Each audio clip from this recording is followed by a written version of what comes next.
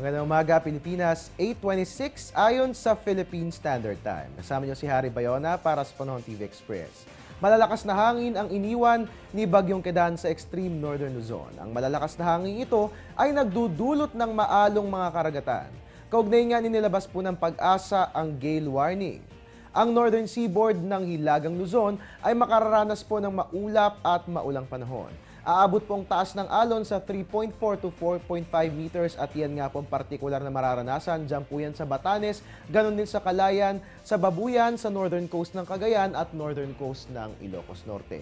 Inaabisuan pong lahat ng mga kababayan nating mangingisda na huwag po munang pumalaot sa mga nabanggit na baybayin dahil magiging rough to very rough ang kondisyon ng ating mga karagatan. At yan nga po ang gale warning ng Pag-asa.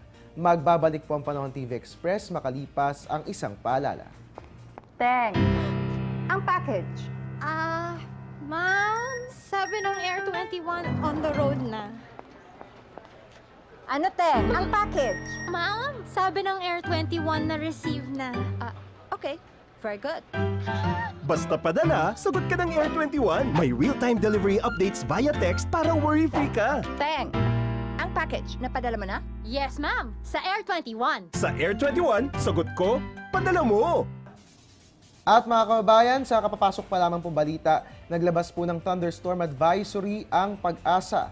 Ayon nga po sa thunderstorm advisory number 5, makararanas po tayo ng thunderstorms dyan po sa Cebu, partikular po sa Cordova at Lapu-Lapu sa loob po ng isang oras. Ang lahat po ng mga kababayan natin dyan ay inaabisuhan na magdala ng payong kung sakali man kayo po ay lalabas ng inyong mga tahanan.